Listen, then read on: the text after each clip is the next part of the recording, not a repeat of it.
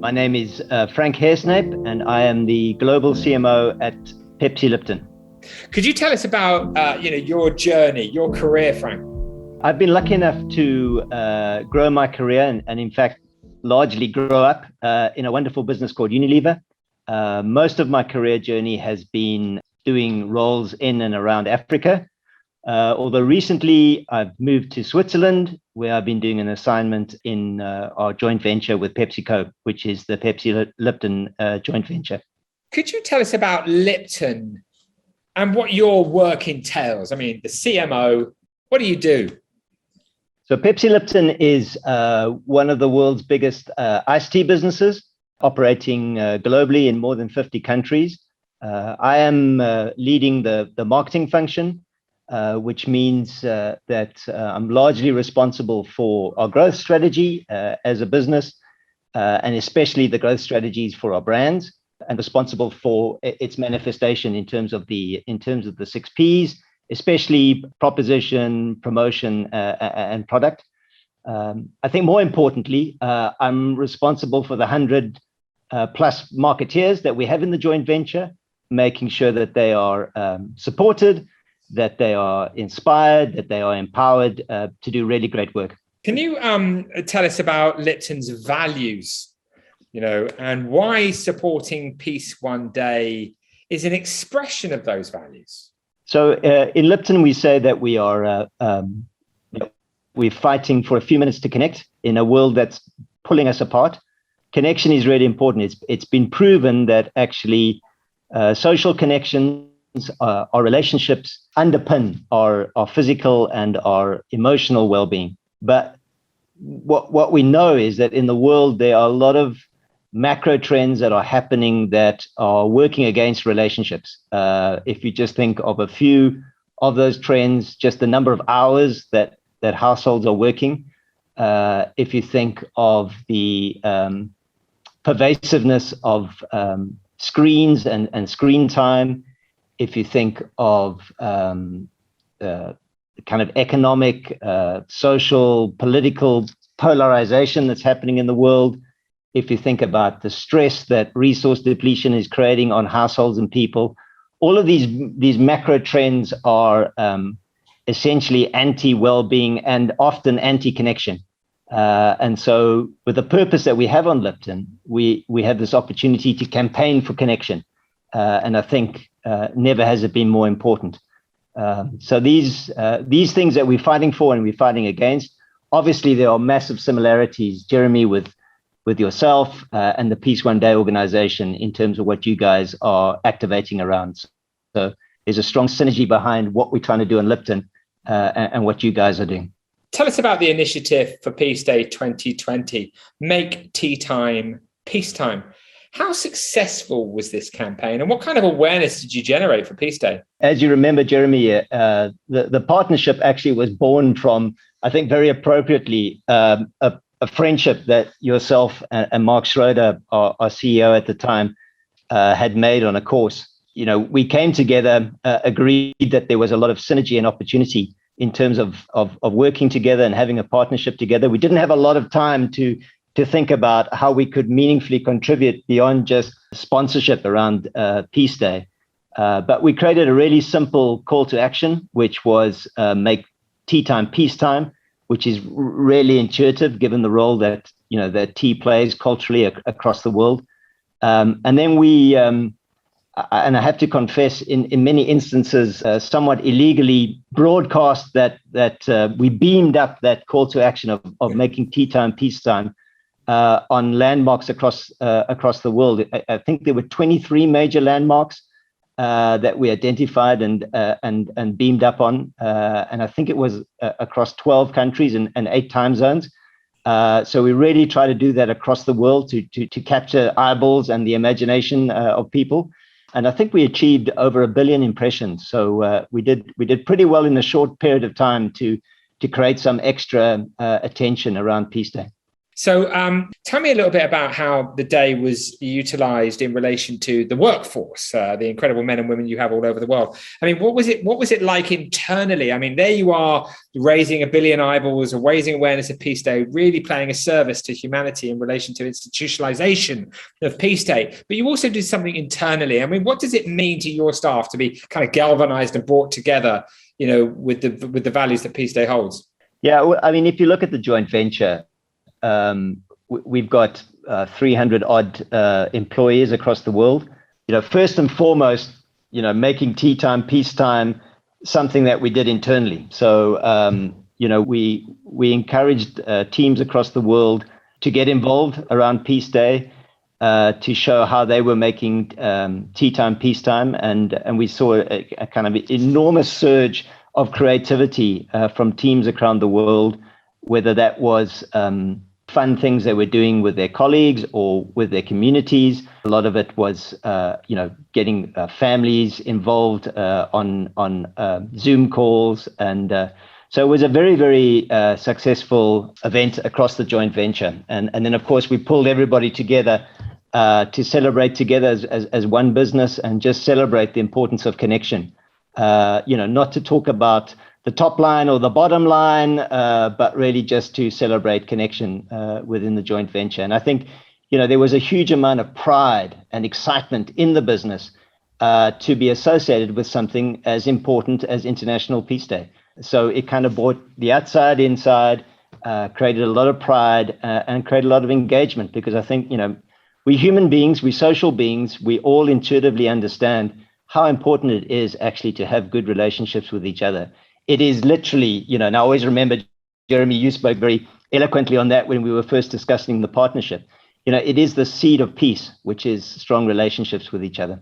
Will you encourage everyone again internally to make tea time, peacetime this year? Yeah, for sure. Well, we're beavering away, as you know, trying to create, something fresh and original, that can create standout and interest, not only amongst consumers, but amongst our employees.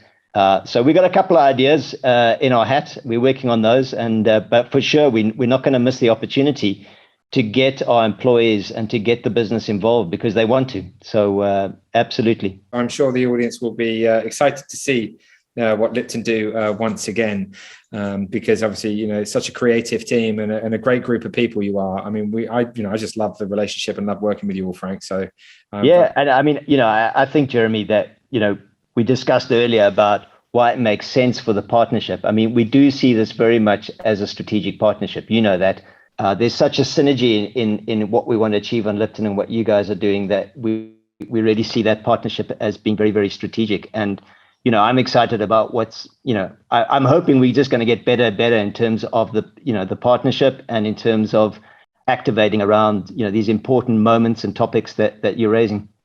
You also, though, sponsored Peace One Day to produce Anti-Racism Live. I mean, I remember first talking to you about it, obviously your close relationship with Africa and the continent. And, you were just immediate on, we had the great honor of producing the content for the High Commissioner of Human Rights for the day for the elimination of racial discrimination. I can't believe that we actually do that. And I'm humbled and honored to do it. But you were immediate. You were like, yeah, we're in. I mean, why is it so important to you, Frank? It touches me personally.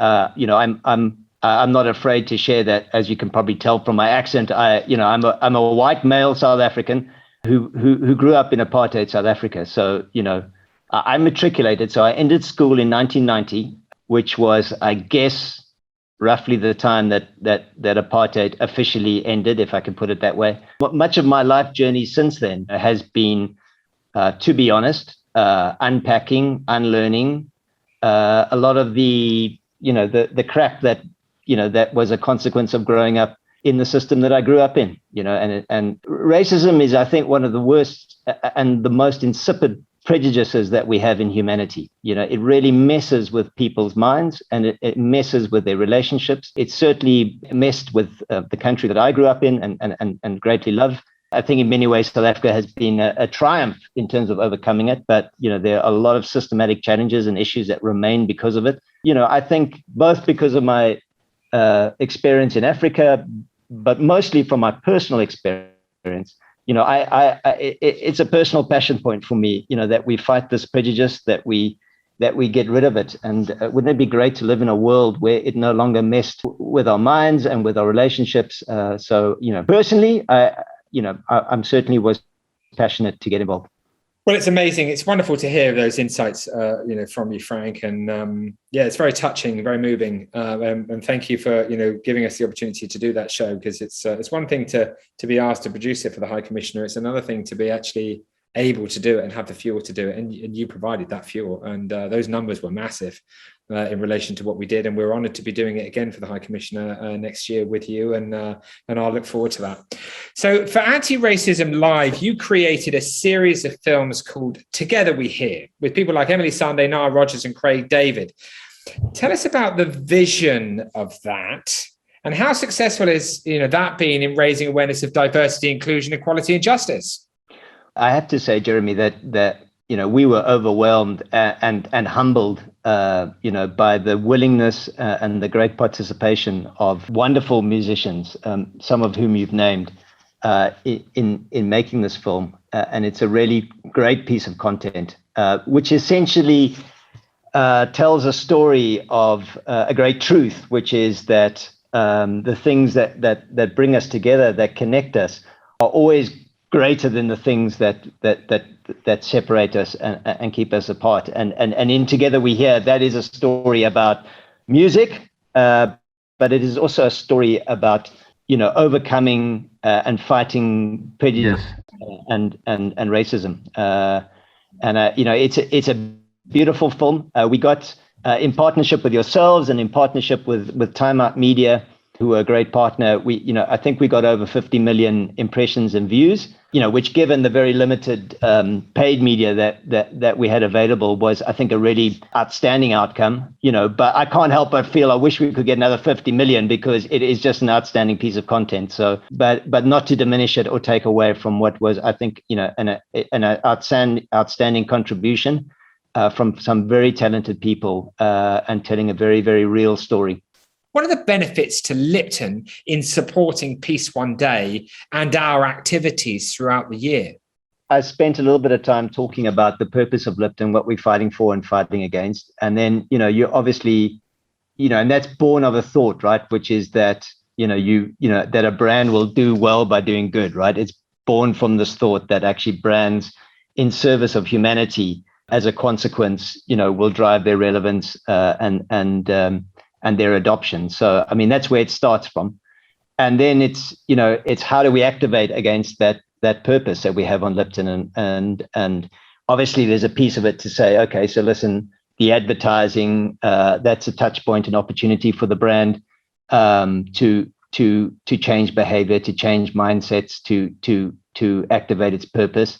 There's a piece that we have on the brand, which is kind of how is it that we are enabling quality connections in a real way. And that can vary from, a promotion we're running with our bottles. I mean, we recently did a promotion where, each bottle has got two halves of a smile. So just like when you get together with a friend, you complete that smile, so too when you bring these two bottles, which are sort of a metaphor for coming together, you complete that smile. So, from fun things like bottle promotions to more serious things, like we're doing in Belgium, which is actually partnering with an organization to create a shared space for younger people in urban areas, or in Germany, where we are helping support restaurants. I mean, that's a critical place for people to connect, obviously hard hit by COVID.